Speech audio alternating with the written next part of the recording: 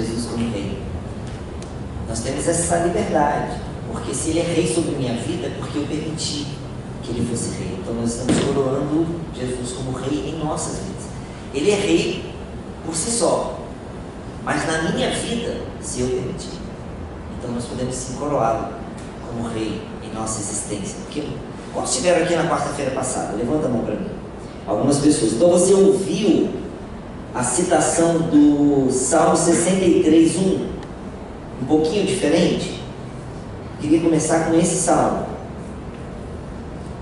Salmo 63, 1, numa formatação um pouquinho diferenciada. Não se assustem, eu não estou, para os que não estiveram aqui, escrevendo um livro apócrifo, ou seja, alguma coisa que, né, é esquisita ou diferente da palavra, mas é algo que é muito real na vida de algumas pessoas.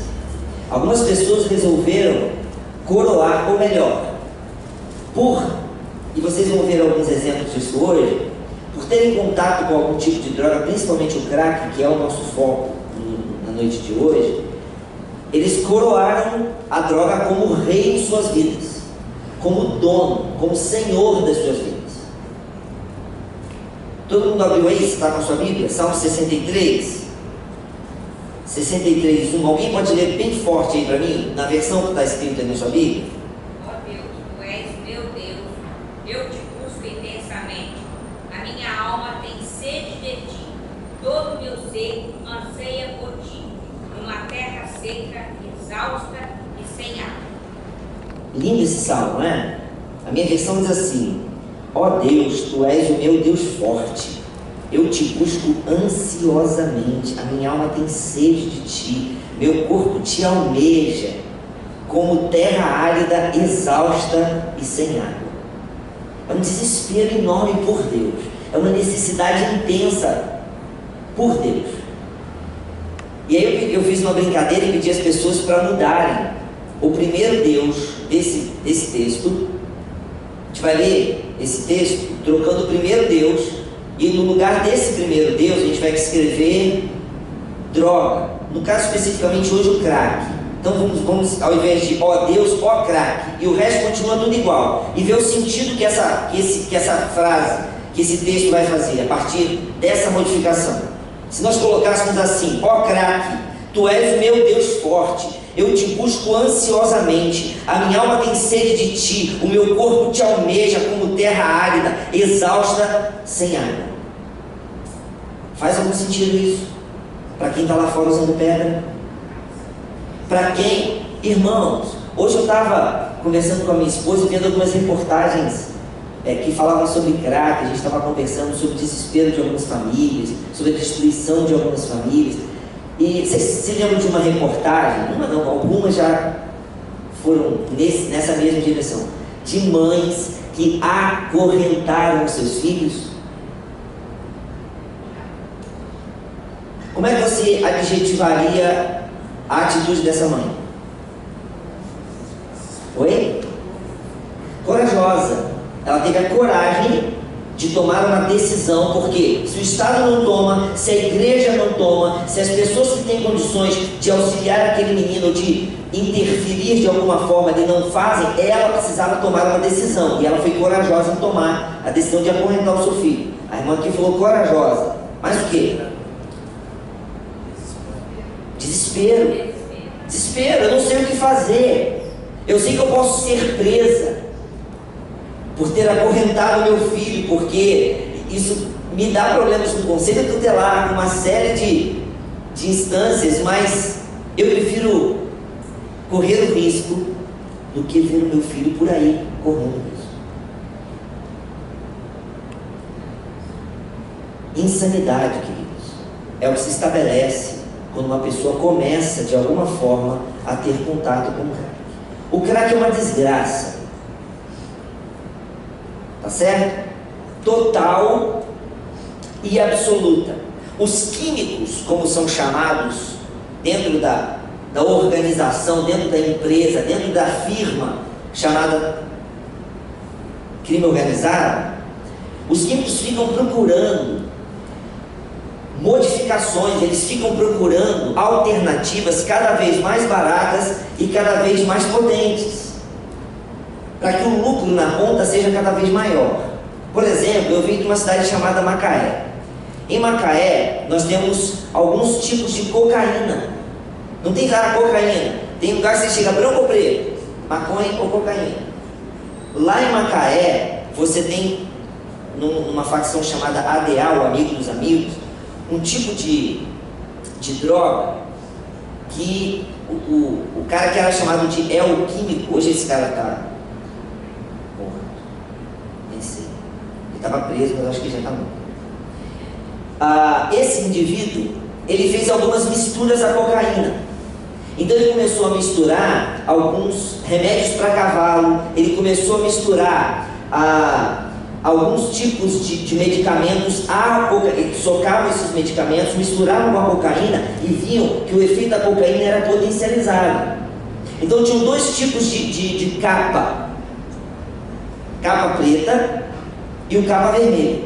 Eram dois tipos de cocaína que eles trabalhavam. O capa preta era porque tinha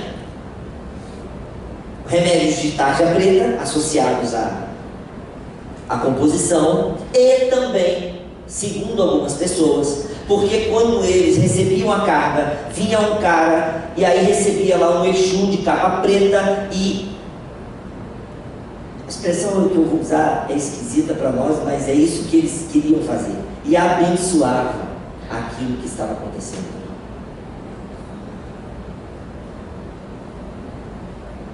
Entende que nós não estamos lidando, quando a gente ouve na televisão falar sobre drogas, nós não estamos falando de um problema apenas social.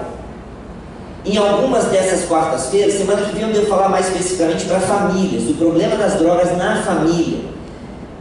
Mas, especificamente em algum momento, a gente vai falar mais sobre cigarros, sobre álcool, mas já adiantando, se você ao chegar em casa procura num dicionário um pouquinho mais completo, o significado da palavra álcool. Você tem 3 definições para a palavra álcool no Aurélio. Não estou falando de Bíblia, estou falando de Aurélio. Uma é a composição química, a outra vai falar de etanol, etil, etílico, não sei o que lá. E uma outra definição é alma, espírito. Então, de maneira que quando o cara põe uma dose de álcool para dentro, ele está abrindo uma janela para uma alma, ou um espírito, de maneira que quando você vê um cara doidão e ele diz assim, rapaz, eu não sei como é que eu consegui fazer aquilo. Eu sei. Aqui tem uma expressão popular que diz assim, agora o cara não estava puro não tem? O pessoal não fala assim? Estava puro não. Tem uma outra expressão popular que diz assim, não estava sozinho não. E realmente não estava sozinho. Nós precisamos entender então como que isso que era uma epidemia em São Paulo virou uma pandemia, ou seja, uma epidemia generalizada. São Paulo concentrou a distribuição de crack no Brasil. Por muito tempo ficou lá em São Paulo. Eu sou do Rio de Janeiro, estou aqui há 2 anos no Espírito Santo. Pergunta se tinha um crack que entrava no Rio de Janeiro, alguns anos atrás. Os traficantes não deixavam, porque eles sabiam que o cliente dele era consumido muito rapidamente. Então eles não deixavam entrar. O que acabou acontecendo? Vocês foram acompanhando os telejornais, muitos traficantes, grandes traficantes, foram sendo presos.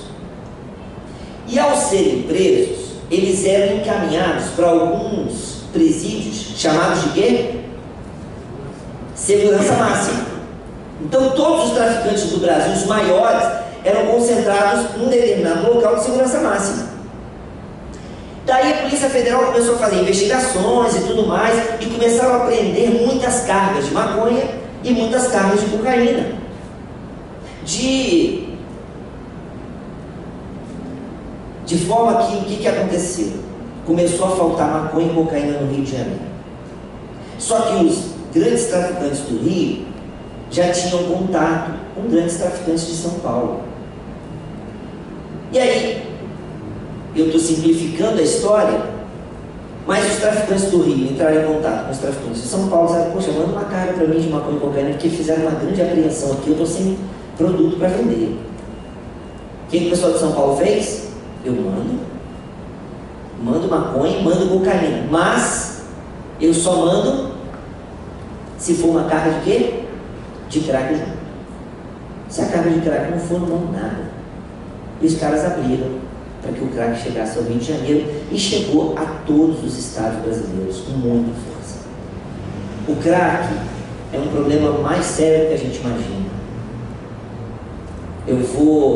Põe aquela apresentaçãozinha, Bruno, por favor, essa. É uma apresentação rápida, ela tem disponível na internet, mas ela explica um pouco de como o crack age no organismo. Apesar de que eu vou entrar em outros detalhes que aqui nesse slide não tem. Mas vamos lá. Potente destruidor, o crack provoca dependência em menos tempo do que as outras substâncias químicas. Se eu esquecer, você me cobra. Por que gera dependência em menos tempo